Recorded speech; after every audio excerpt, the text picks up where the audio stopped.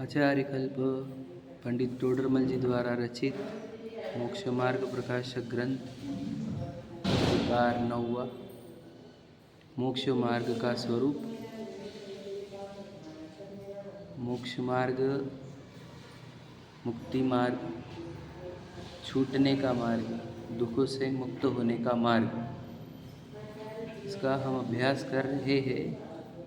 सभी जीव दुखी है और उन्हें मोक्ष ही चाहिए, ये सिद्ध किया जा रहा है। संसार में अनंत जीव है, वे निरंतर दुख से बचने का ही उपाय करते हैं और दूसरा कोई उपाय नहीं करते। दुख से बचना के लिए ही वे विविध प्रकार के कार्य करते हैं और वो दुख आकुलता वाला है। आकुलता तब होती है जब अंदर इच्छा होती है। इच्छा से ही समस्त आकुलता है और इच्छा के दुख सहन नहीं किए जा सकते, इसीलिए विविध प्रकार के उद्यम किए जा रहे हैं, है ना। इस इच्छा का कारण मोहनीय कर्म है। मोहनीय कर्म के निमित्त से देह में एकत्व स्थापन होता है और स्वयं को विस्मरण हो जाता है। स्वयं का विस्मरण और देह में एकत्व, यही मोह है जिससे अनंत इच्छाओं का जन्म होता है ना। और उसी के साथ ज्ञानावर्णी दर्शनावर्णी भी कार्य करते हैं, तो वे ज्ञान को इतना हीन बना देते हैं कि ये सत्य तक नहीं पहुंच सके, समझे। और अंतराय भी शक्तियाँ इतनी घटा देता है कि आत्मिक बल बढ़ा न सके और उद्यम पुरुषार्थ ना कर सके, समझे। ये हम पढ़ चुके हैं। तो ये सब कार्य क्या कि अंदर मोह उत्पन्न करना, नशे जैसे उत्पन्न करना भावों में, ये घातिया कर्मों का कार्य है जिसमें मोहनी प्रकृति काम करती है। हमारे ही भावों में ज्ञान दर्शन वीक करना, भावों में ही फल आया है ज्ञानावर्णी और दर्शनावर्णी का कि हमारा ज्ञान वीक हो गया, समझ रहे। और अंतराय भी हमारे आत्मिक बल को कम करने में निमित्त होता है, यानी इसका भी फल आया भावों में, समझ रहे। तो ये सब कार्य जो हो रहे हैं ये भावों में हो रहे हैं और इसका कार्य करने वाले निमित्त घातिया कर्म होते हैं, समझ रहे। तो घातिया कर्मों का कार्य क्षेत्र भावों तक है, समझ रहे, जो हमारे गुणों को घातते हैं, ज्ञान गुण, दर्शन गुण, चारित्र गुण, श्रद्धा गुण, समझ रहे। तो घातियों का कार्य भावों तक होता है, समझे। समझ गए एक बात। अब इसके अंदर गहरी और बात उतारनी है, पढ़ रहे थे कल हम। तो इनका कार्य देह और संयोगों से कुछ लेना देना नहीं है, इनका घातिया कर्मों का और संयोगों का पूर्ण कार्य क्षेत्र अघातियाओं का है, ठीक है। अघातिया ही संयोग और वियोग का पूर्ण कार्यभार संभालते हैं, समझ रहे। जितने भी संयोग होते हैं वे घातिया कर्मों के ही निमित्त से होते हैं और वियोग भी जितने होते हैं वे घातिया अघातिया कर्मों के ही निमित्त से होते हैं, समझ रहे। अब संयोग वियोग की बात हम कल पढ़ चुके थोड़ी सी, पर और समझा देते। देखो, एक संयोग होता है और एक सत्ता होती है, सिंपल बात समझो। संयोग चाहे कोई भी हो, वे होते हैं क्षणिक, समझे क्या नहीं, क्योंकि संयोग में ही वियोग छुपा हुआ है। संयोग यही बता रहा है कि साथ में काम कर रहे हैं, तो साथ ज़्यादा दिन का रहता नहीं, वस्तु ही अकेली है, समझे क्या नहीं। संयोग और सत्ता, सत्ता कभी भी याद रखना नष्ट नहीं होती और संयोग कभी भी टिकते नहीं, याद रखना, समझे कि नहीं। सत्ता कभी नष्ट नहीं होती और संयोग कभी टिकते नहीं। सत्ता कभी नश्वर नहीं, संयोग कभी शाश्वत नहीं, समझे कि नहीं, बात समझना। अब समझ लीजिए हमारे आसपास जो कुछ है वे सत्ता है कि संयोग, प्रश्न है, समझे क्या। तो ये देह का, मनुष्य देह का शरीर, ये सत्ता है क्या, क्या है ये संयोग। बात सही क्या नहीं, गजब की बात है।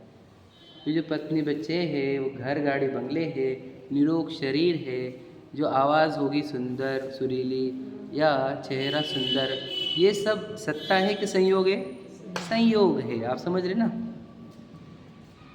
अब संयोग है जब, तब संयोग का वियोग निश्चित है क्या नहीं? और संयोग क्षणिक है, ये बात समझ में आ रही है। अब संयोग के काल में याद रखना, संयोग जो होते हैं वे इष्ट और अनिष्ट होते ही नहीं हैं। समझिए क्या बात है? संयोग या वियोग अच्छे और बुरे नहीं होते। दुनिया की भ्रमणा है ये संसार की कि उनको संयोग अच्छे या बुरे लगते हैं, वियोग अच्छे या बुरे लगते हैं, जबकि संयोग वियोग पूर्ण कार्य स्वतंत्र रूप से पुद्गल करते हैं और उसमें निमित्त होते हैं आघात या कर्म। ओके, क्लियर समझना आप। देखो हम जन्मे हैं समझो, तो ये हमने संयोगों को जुटाया क्या, ये बात बताओ। हमने, मैं हमेशा बोलता हूँ, ना आपने शहर चुना था, ना माँ बाप चुने थे, ना पत्नी बच्चे गाड़ी बंगले चुने थे। ये सब के सब तो किसी न किसी की एक स्ट्रैटेजी थी कि नहीं, वो अघातिया कर्म है।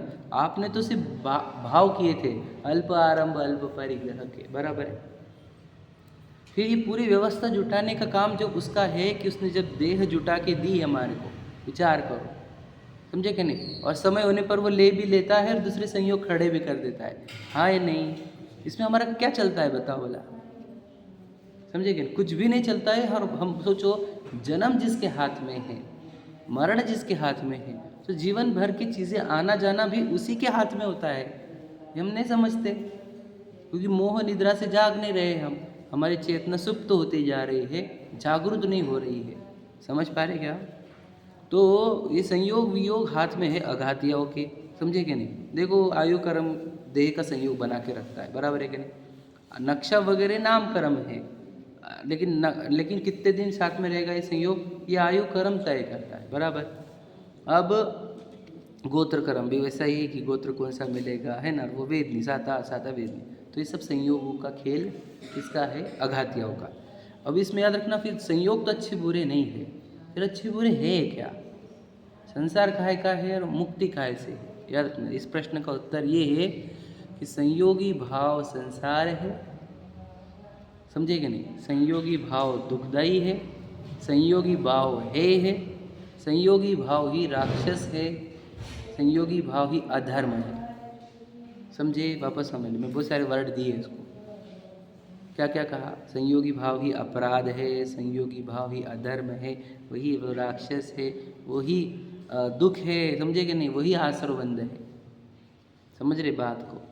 और इसके विरुद्ध जो संयोग से नहीं, स्वभाव से यानी वस्तु से ही जो भाव होते हैं उसको स्वभाव कहते हैं, समझे कि नहीं? तो स्वभाव ही क्या है? स्वभाव ही देव है, स्वभाव ही गुरु है, स्वभाव ही धर्म है, स्वभाव ही सुख है, स्वभाव ही शांति है, स्वभाव ही अनुकरणीय है, स्वभाव ही जीवन है। समझ पा रहे? सही समझ रहे कि नहीं समझ रहे?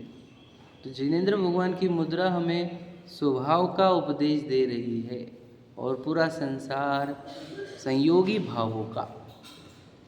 क्या समझ पा रहे कि नहीं समझ पा? तो संयोगी भाव में ही जीवन बिताने वाले हम, हमारे को अनंत संसार नहीं होगा क्या?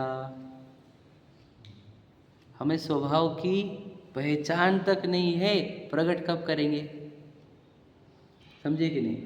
पहचान होने पर भी प्रकट होने में 2-4 भाव लग जाते हैं, पूर्णता प्रकट करने में स्वभाव की। समझे कि नहीं? तुमको पहचान ही नहीं है, अनंत काल से स्वभाव को भूले हुए। स्वभाव क्या है हमारा बताओ? ज्ञाता दृष्टा आत्म राम, जानना देखना, ये स्वभाव।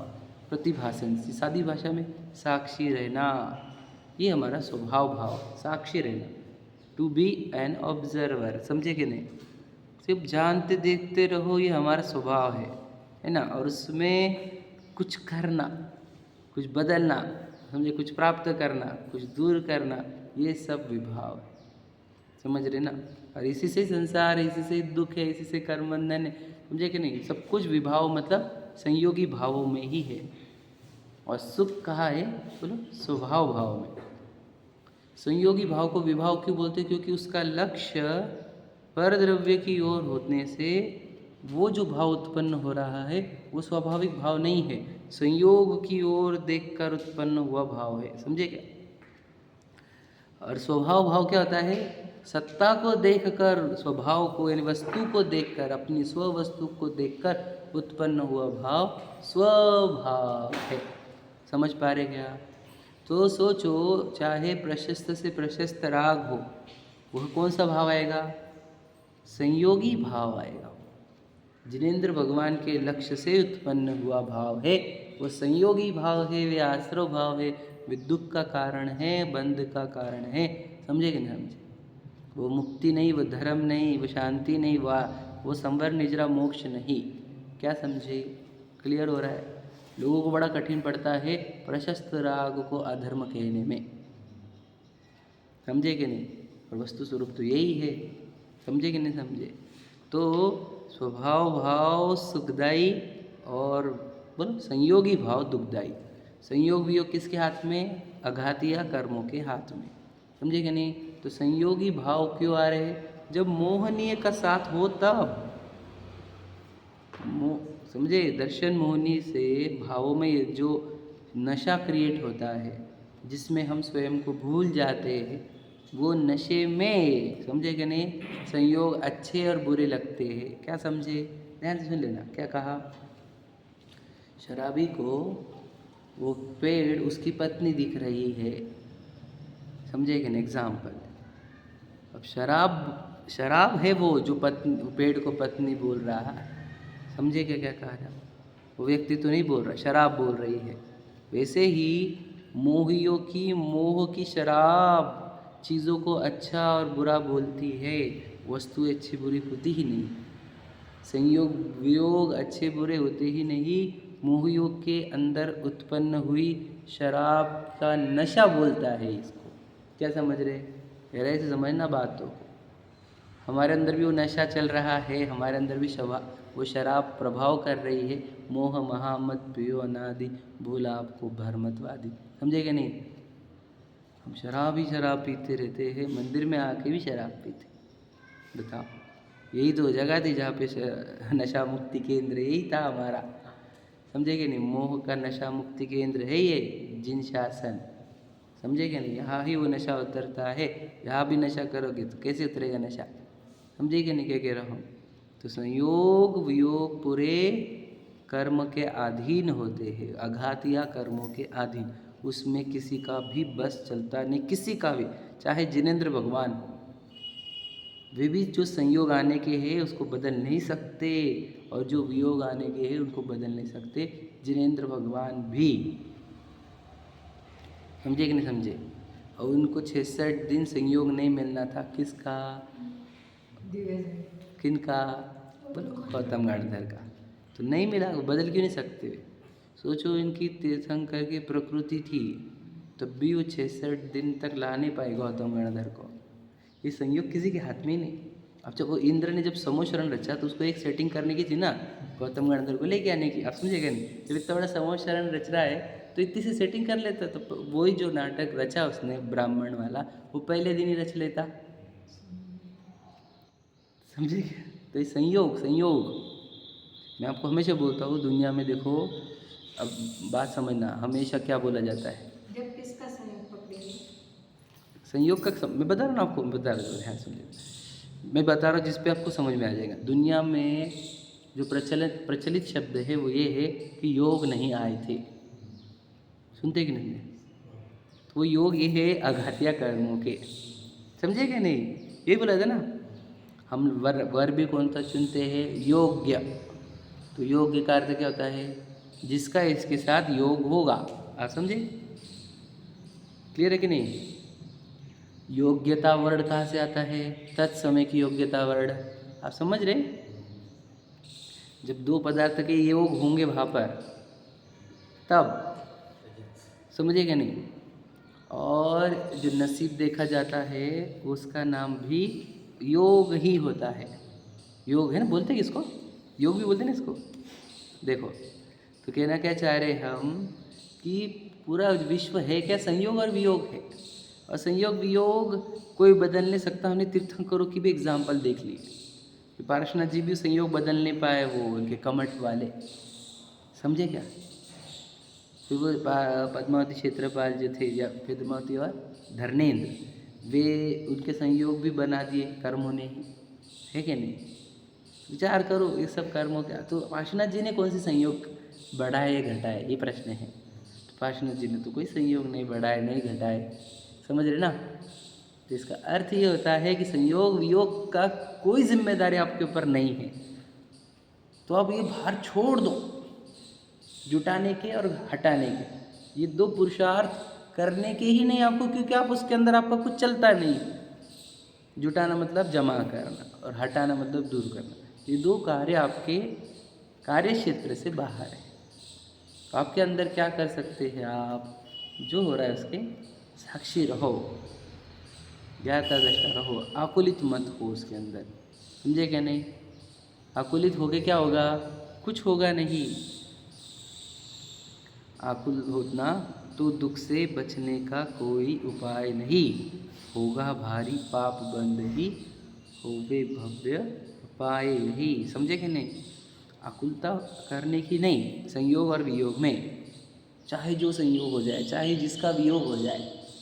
मराठी में एक लाईन आहे, संयोग संबंध असते जीवाला म्हणून दुःखी असते काय, मराठी सांगितली। समझ में तो क्या अर्थ होता है फिर, इस पूरा खेल समझ लो और फिर आपके जीवन से संयोगों का और संयोगी भावों का आकर्षण खत्म करो। फिर बचता क्या है, संयोग और संयोगी भाव हटा दिए तो क्या बचता है, आत्मा और उसका स्वभाव भाव, बस। समझे।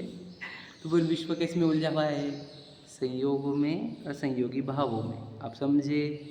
यही संसार है, स्वभाव से संयोगी भाव में आना, यही संसरण संसार है।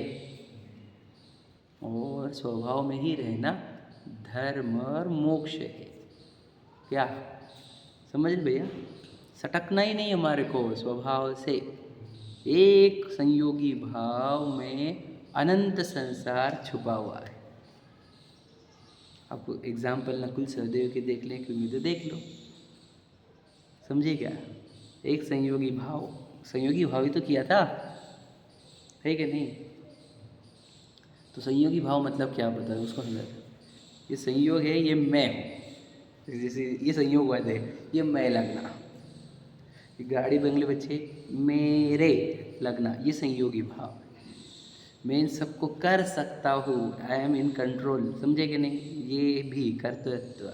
और मैं इनको भोगता हूँ, जबकि वास्तविकता ये है, न ये तू है न ये तेरे है, ना तो इनको कर सकता है ना तो इनको भोग सकता है। देखो अमूर्तिक आत्मा मूर्तिक चीज़ों को कैसे भोग पाएगी, समझ रहे। हम तो स्पर्श भी नहीं कर सकते एक को भी, समझे कि नहीं, ये इसको भी नहीं कर सकते, क्योंकि मैं तो जानने वाला हूँ, स्पर्शन करने वाला ये, समझे क्या। फिर भोगने के भाव करता है। तो ये चार का यही है संयोगी भाव, एकत्व मत कर्तृत्व वक्तृत्व वाले और राग द्वेष वाले, मोह राग द्वेष, यही संयोगी भाव है। समझ पा रहे, यही आश्रय बंध है। सरलता से सरल भाषा में समझो, समझे कि नहीं। खुद स्वतंत्र वाली हम लाइन बोल रहे थे ना, तो उसमें एक लाइन रहेगी मेरे से बोलते हुए, समझ रहे कि उसमें लिखा है कि किंतु नहीं, खुद स्वतंत्र वाला बोल रहा था मैं। उसमें लिखा है किंतु आशुवश खोया ज्ञान। देखो आश का अर्थ क्या होता है, इच्छा, बराबर, इच्छा ही को ही आशा बोलते हैं, समझे क्या। तो ज्ञान कैसे खोता है, किंतु आशवश खोया ज्ञान, फिर क्या हुआ, बना भिखारी निपट अजान। देखो जो हम बोल रहे हैं वो एज इट इज़ वहाँ पर लिखा हुआ है। समझ रहे, हम जो इच्छा के चैप्टर में बोलते आए कि हम भिखारी बन रहे इच्छा के चक्कर में, लिखा है। और केवल ज्ञान रुका कहाँ से, इच्छाओं से रुका हुआ है, समझ रहे। आशा पास महादुखदानी लिखा है, आशा पास महाराष्ट्र वाला महा, समझे, महादुखदानी सुख पावे संतोषी प्राणी, समझे। तो क्या, तो आशा काहे से उत्पन्न हो रही है, संयोगों के लक्ष्य से, है कि नहीं भैया। और संयोगों के दुर्लक्षता से ही आशा का नाश होता है। तो संयोग की दुर्लक्ष्य करने की विधि ही व्रत और महाव्रत है, अणुव्रत और महाव्रत। जिसे संयोगों को दुर्लक्ष्य किया जाता है और स्वभाव को प्रकट किया जाता है। क्या समझे? गहरे समझना, पूरा सार है जैन शासन का कि हम जब महाव्रत लेंगे, 3 गुप्तियाँ धारण करेंगे तो क्या हो गया, हमने संयोगों को दुर्लक्ष्य करने की पूरी विधि अपना ली। हमने 5 महाव्रत भी धारण करे, 5 समितियों का, 5 इंद्रिय विजय, 6 आवश्यक, 7 शेष अन्य गुण करके हमने 3 गुप्तियाँ धारण करी। तो हमने क्या किया, हमने पूरी प्रोसीजर फॉलो की कि हम किसी भी परद्रव्य का लक्ष्य यानी संयोगों का लक्ष्य नहीं करेंगे। बराबर है, हमने इतनी प्रोसीजर फॉलो कर दी तो अब हमारे को संयोगी भाव उत्पन्न नहीं होंगे। क्लियर हो रहा है? समझे कि नहीं? हमने मतलब सोच जंगलों में चले गए हम, समझे? एक भी संयोग, पूरे दीक्षा मतलब क्या, पूरे संयोगों का त्याग। अब शरीर का संयोग बच गया तो उसको भी क्या करना है, उसको भी लॉक करना है, उसको भी नग्न करके लॉक करके मन के विचार, वचन और काया सबके योग रुकाकर त्रिगुप्त धारण करके अब क्या, अब उपयोग को परद्रव्य दिख भी नहीं रहा, लक्ष्य भी नहीं हो रहा, तो उत्पन्न क्या होगा, स्वभाव। ये स्वभाव 48 मिनट तक भी अगर टिक गया तो केवल ज्ञान हो जाता है। विचार करो जरा आप, स्वभाव उत्पन्न होने को ही शुद्धोपयोग कहते हैं। उपयोग में कोई मलिनता नहीं रहना। समझ रहे क्या अभी? हम समझे कि मुनिराज क्या करते हैं? समझ पा रहे क्या? हु इज मुनिराज? नग्न दिगंबर ऐसे कोई नहीं, वो कंसेप्ट है। तो समझे नहीं? बोलो, वो कौन है जो स्वभाव को प्रकट करने के लिए निकले हैं? क्या समझे? निज स्वभाव साधन द्वारा। समझ रहे? जो अब क्या कर रहे हैं, संयोगों से पूरा लक्ष्य हटाकर बार बार संयोगी भावों का नाश करने का जो उद्यम करते हैं, जो निरंतर स्वभाव भाव प्रकट कर पा रहे हैं, ऐसे जीवों का नाम मुनिराज होता है। कौन समझता है मुनिराज को? हम मुनि भक्त हैं, हम मुनि भक्त हैं, तुम मुनि विरोधी। यार तुम्हारे को मुनि पता है कि क्या रहते हैं? पागल। मुनि मतलब समझता थे तू? तेरे को भाव लग जाएंगे हजारों, तब भी समझ नहीं पाएगा तुम मुनि क्या आते है कि नहीं? तो जीवन में मुनि भक्ति किंचित भी नहीं है। पतिव्रता बार बार बोलती नहीं, मैं पतिव्रता हूँ, मैं पतिव्रता हूँ, मैं पतिव्रता हूँ। उसका जीवन बताता है वो पतिव्रता है। समझे कि नहीं? हम मुनि भक्त हैं, मुनि भक्त हैं। तुझे इसलिए बोल रहा है क्योंकि तू है नहीं। समझे क्या? तू रहता तो बोलना थोड़ी पड़ता है। जीवन मुनि मुनि जैसा होना चाहिए, मुनियों के निकट जाने वाला, मुनियों जैसा आचरण पालने वाला और मुनि बनने की भावना वाला। वो तो केदरिश नहीं। चलिए मुनि भक्त बनने क्या कहे हम लोगों को, है कि नहीं? मुनिराज होते क्या बताया ना आपको मैंने, जो निरंतर अपने स्वरूप की साधना, स्वरूप की साधना के लिए निकले। साधना है ना वहाँ पे, तो साध रहे किसको? साधना मतलब तो अच्छी। तो धन साधक रहते हैं, विद्या साधक रहते हैं, जिस विद्यार्थी रहते हैं विद्या के साधक रहते हैं, जो दुकान पे काम कर रहे हैं है ना, वे धन के साधक है। तो मुनिराज काहे के साधक है बोलो? स्वभाव के साधक। देखो आत्मा तो पूरा प्रेजेंट है वहाँ पर। क्या प्रेजेंट नहीं है? साधना मतलब स्वभाव प्रकट नहीं है। आत्मा तो प्रेजेंट है, तो प्रकट क्या करना है वहाँ पर? अचीव क्या करना है? साधना। समझ रहे भैया? जो वहाँ पर नहीं है, क्या कि स्वभाव नहीं है वहाँ पर, तो स्वभाव को साधा जा रहा है। कैसे बोलो? संयोगों का पूरा लक्ष्य हटाकर। इसीलिए तो जंगल और पहाड़ की क्यों आवश्यकता पड़ी? बताओ भैया। ताकि कोई भी संयोग का लक्ष्य ना हो। समझ पा रहे?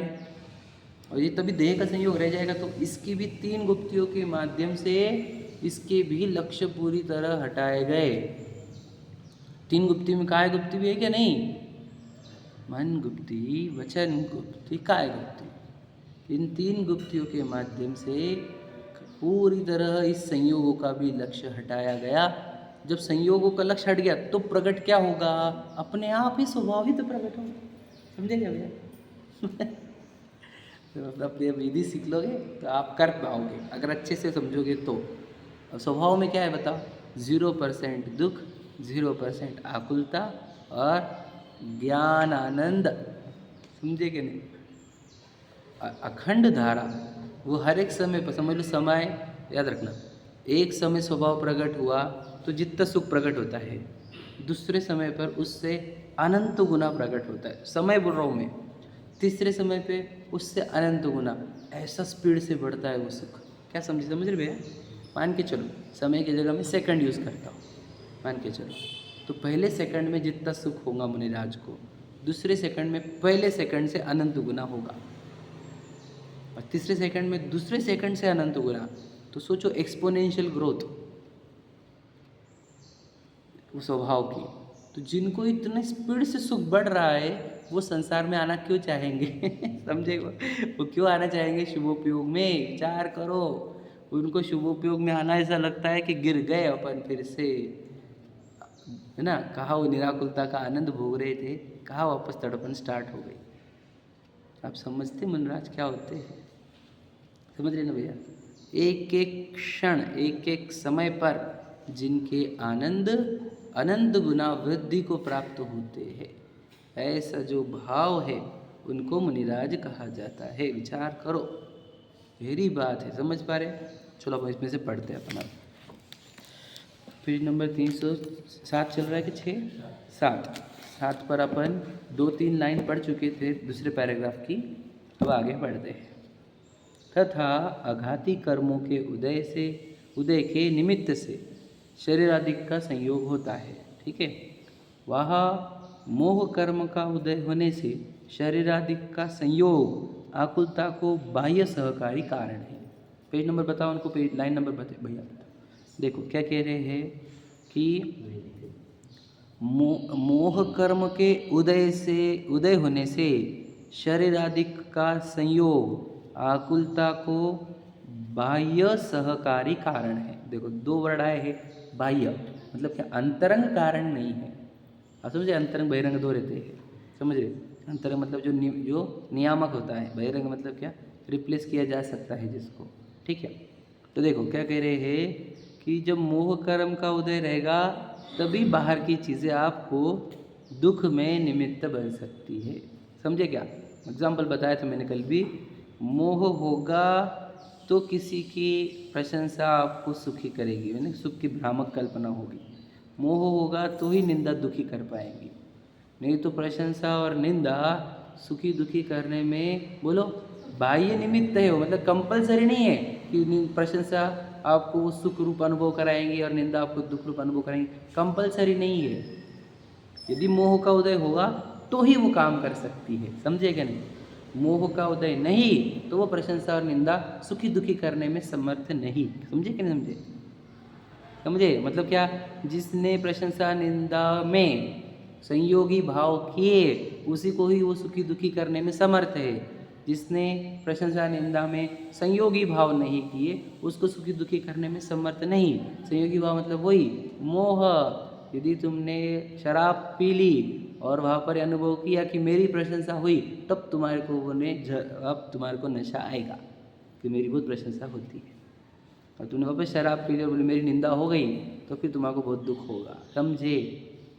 इसका अर्थ क्या है? शराब नहीं पीने की है, मोह वाली। समझ लेना है ये कर्म का खेल है, मिट्टियों का खेल है, संयोगों का खेल है। संयोग प्रशंसक भी लाते हैं अघातिया कर्म और निंदक भी लाते हैं अघातिया कर्म। समझ रहे कि नहीं समझ रहे? ये प्रशंसक और निंदक डिसाइड करना हमारे हाथ में होता तो हम एक भी निंदक को रखते नहीं अपने जीवन में, या किसी के जीवन में कोई निंदक नहीं रहते। भगवान महावीर के भी निंदक थे पता दुनिया में। क्या बोले हम आप? दुनिया तो ऐसी है ना, आप समझे कि नहीं समझे? तो ये हमारे हाथ में ही नहीं है। समझे क्या? जो तो फिर हमारे हाथ में क्या है कि हम शराब ना पिए, मोह ना पिए और उसे अपनी निंदा और प्रशंसा नहीं माने। समझे कि नहीं? अपनी निंदा कौन करता है?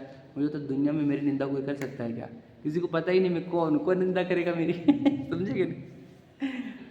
एक को भी पता नहीं है। समझे कि नहीं? हमारे को भी नहीं पता था हम कौन है पहले तो, है ना? मेरी निंदा ही कर नहीं सकता कोई, मेरी प्रशंसा भी नहीं कर सकता कोई। बताओ, जिनको पता ही नहीं मैं कौन हूँ, वो मेरी निंदा और प्रशंसा कर कैसे सकते हैं? और वो निंदा प्रशंसा होते हुए तुम्हारे ये नहीं समझ में आ रहा कि मेरी नहीं हो रही, तुम्हारी भी बुद्धि काम नहीं कर रही बराबर। वो एक्चुअल में कर रही विशाल की एग्जाम। समझे कि नहीं? अब विशाल तुम्हें हुई नहीं, आपको इतना ही समझ पाए। समझे कि नहीं समझे? अब बुद्धि काम नहीं कर रही तुम्हारी, तुम नशा कर रहे हो मोह का, इससे तुमको सुख दुख हो रहे।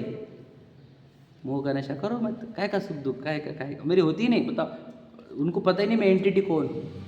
वो ये संयोग जो बनाए कर्मों ने वो उसको देख देख कर बोल रहे हैं, बराबर है कि नहीं? उनको मेरी एंटिटी पता है नहीं, वो क्या मेरी तारीफ करेंगे, क्या मेरी निंदा करेंगे, विचार करो। वो खुद इतने अनजान है, उनको खुद की भी एंटिटी नहीं पता। वो खुद की एंटिटी से अनअवेयर है, मेरे एंटिटी से अनअवेयर है। वो मेरी निंदा प्रशंसा क्या कर लेंगे, और उनकी निंदा प्रशंसा के लिए मैं मेरा जीवन बर्बाद करूँ क्या? ये भी विचार करो आप कि मेरी बहुत प्रशंसा हो रही, तेरी हो ही नहीं रही भैया। तेरी प्रशंसा होती है जिनवानी में कि तू ध्रुव है, शुद्ध है, चैतन्य है, ये प्रशंसा तेरी। तू चैतन्य महातत्व है, शाश्वत है, अनादि अनंत है, क्या बताए हम आपको? कभी तू अप्रमत्त प्रमत्त दशा से रही थी, ये तेरी प्रशंसा नहीं है? ये कितनी गजब की प्रशंसा है। तुझे हम ध्रुव सिद्ध चैतन्य परमात्मा तत्व बोल रहे हैं, कारण परमात्मा बोल रहे, ये प्रशंसा पसंद है तुझे? नहीं नहीं विशाल भैया बहुत अच्छे है, हाँ हाँ हाँ हाँ, बढ़िया लग गया, है कि नहीं? अब ध्रुव शुद्ध चैतन्य हो, किसकी बात बोल रहे पता है कि नहीं? ऐसा हो गया हमारे को, है कि नहीं? मैं पे तारीफ कर दूँ, नहीं खाली बढ़िया लगेगा सबको यार, समझे कि नहीं? सबके सामने तारीफ करेंगे।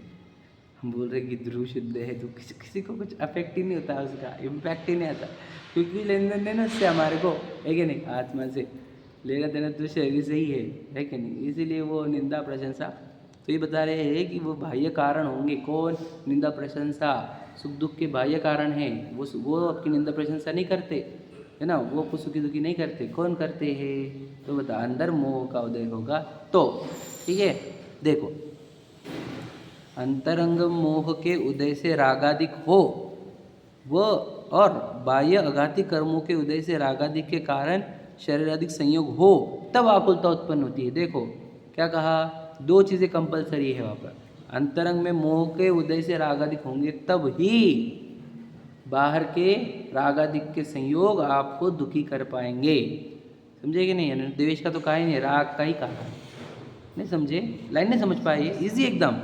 दो चीज़ें कंपलसरी वर्क का ही है वहाँ पे, एक तो मोह का उदय होना चाहिए और बाहर वैसे संयोग बनने चाहिए जिससे आपको राग हो, समझे कि नहीं? मोह का उदय नहीं और संयोग हुए राग के तो दुख नहीं होता। दुखी होने के लिए दो कंपलसरी वर्क चाहिए, बोलो। एक सिचुएशन वैसी आनी चाहिए और दूसरा तुझे बेहोश होना पड़ेगा। आप समझे कि नहीं? तुझे नशे में रहना पड़ेगा तभी तुझे दुखी किया जा सकता है। मुझे दुखी नहीं होने का, तो तू कभी नशा कर मत, सीधी सी बात है, मोह के नशा कर मत, तुझे कोई दुखी नहीं कर पाएगा, ये गारंटी लिख लो हमारे से, समझे कि नहीं? दुखी होने के लिए कंपलसरी कंडीशन है, समझे कि नहीं? तुझे पहले शराब पीनी होगी, फिर हम तेरे सामने सिचुएशन लाएंगे तो तू दुखी होगा। याद रखना, जिन्हें शराब पीना बंद कर दी उनको उपसर्ग दुखी नहीं कर पाए, समझे क्या नहीं? विचार करो, और जो शराब पीते हैं उनको तो करोड़ के रुपए सुखी नहीं कर पाए, समझे क्या नहीं?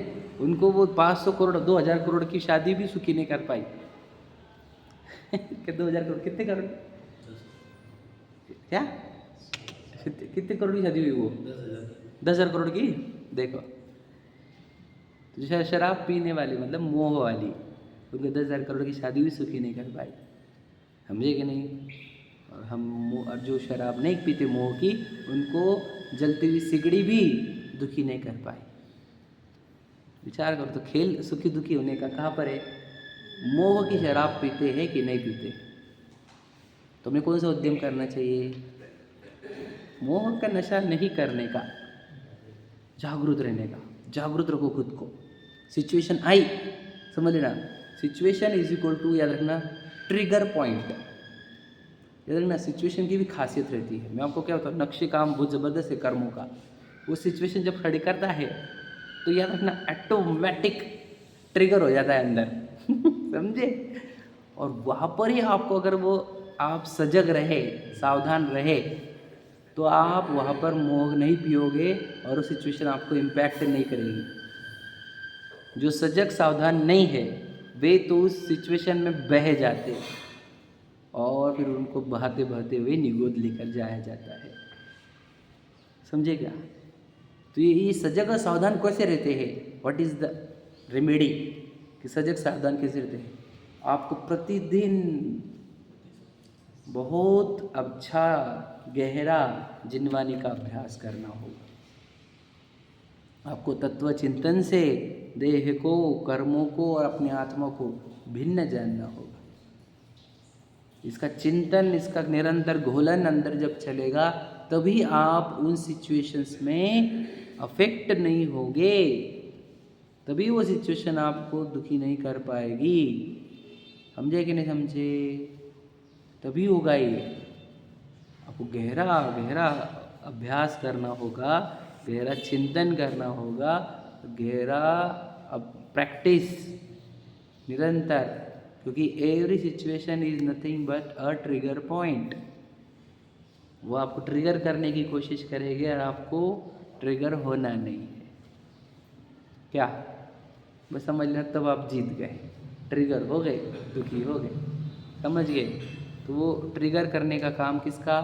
मोह का, मोहित होने का नहीं, शराब पीने की नहीं। समझे कि नहीं? तो ठीक है, जब दुख के प्रसंग आएंगे हम दुखी नहीं होंगे, लेकिन सुख के प्रसंग आएंगे तो तू भी फंस गया फिर ना तू। वो याद रखना, वो दो ही काम करता है, एक तो दुख के प्रसंग करके फंसाता है, या सुख के प्रसंग देकर फंसाता है। समझे कि नहीं? जो पुण्यवान थे, जो देवशास्त्र गुरु के निकट आए थे, जो मुक्त हो सकते थे, ऐसे लोगों को कैसे फंसाया जाए? ले गाड़ी बंगले पैसा, हो गाड़ी बंगले पैसा, मंदिर चल, मंदिर चल, मंदिर नहीं जाना, मंदिर नहीं जाना। समझे क्या? फंस गया, हनी ट्रैप। समझ गए? देवशास्त्र गुरु से कमाया हुआ, यानी देवशास्त्र गुरु की आराधना से मिला हुआ पुण्य का उदय, यानी क्या किया उसने? वापस से वही पैतरे खेले उसने, ट्रिगर पॉइंट्स। कौन से? धन, पत्नी, गाड़ी, बच्चे, पैसे, आप समझे, प्रसिद्धि, प्रशंसा। अब वो इसमें अटक जाता है, फिर वो रह जाता है कैसे? अपने चैतन्य तत्व से वंचित रह जाता है। समझे?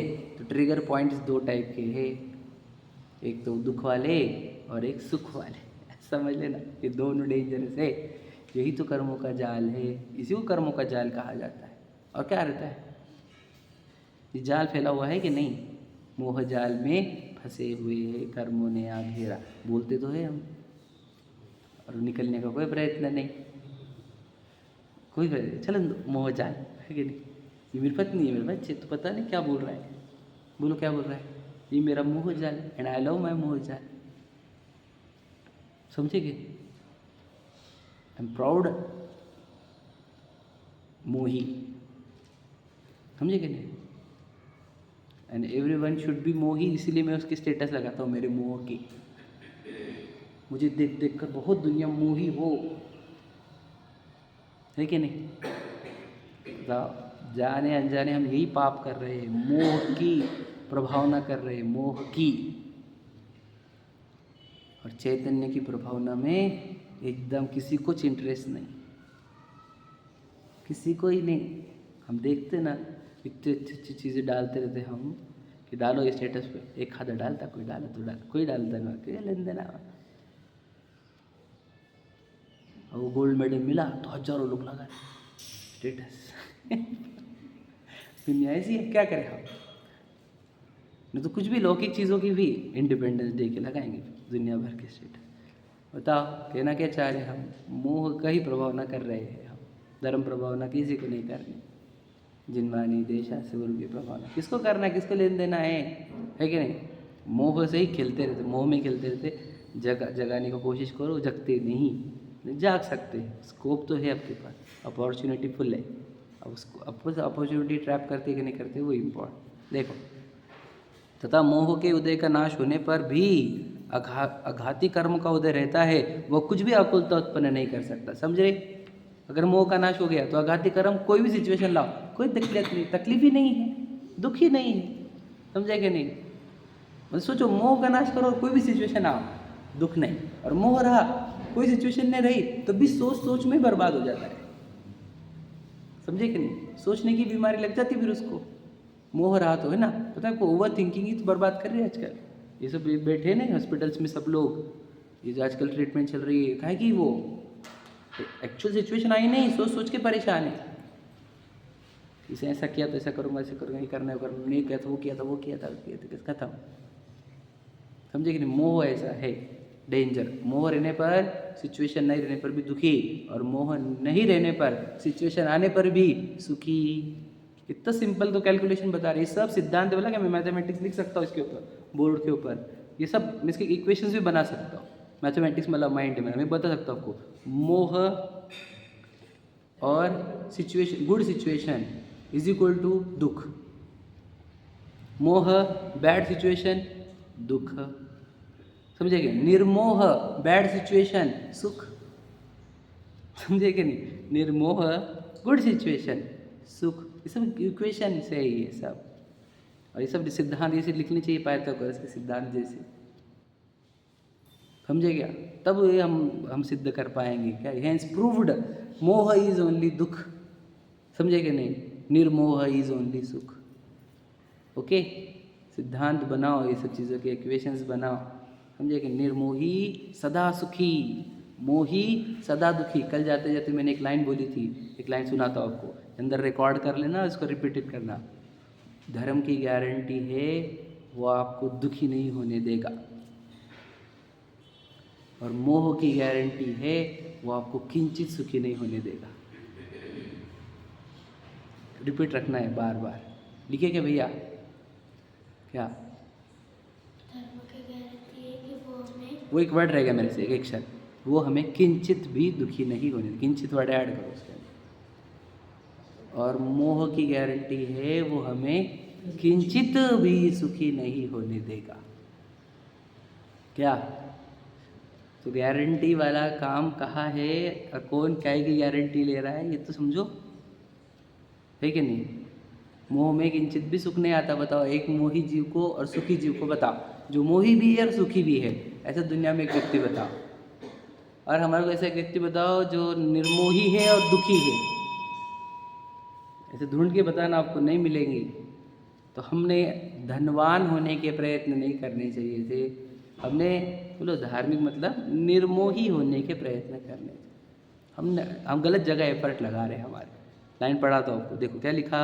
मोह के उदय का नाश होने पर भी आघाती कर्म का उदय रहता है, वह कुछ भी आकुलता उत्पन्न नहीं कर सकता। क्लियर लिखा है? क्लियर लिखा है, ये सिद्धांत है ना सब। मोह का उदय हटाओ, आघाती कर्म के उदय किंचित भी दुख नहीं दे सकते। समझे कि नहीं? पार्श्वनाथ जी को उपसर्ग से दुख हुआ था कि नहीं हुआ था? बताओ क्यों? निर्मोही को दुख नहीं। दुखी होने के लिए मोह कंपलसरी काम है, कंपलसरी। दुखी होने के लिए मोह नाम का इंग्रेडिएंट होना अत्यंत आवश्यक है। समझे क्या?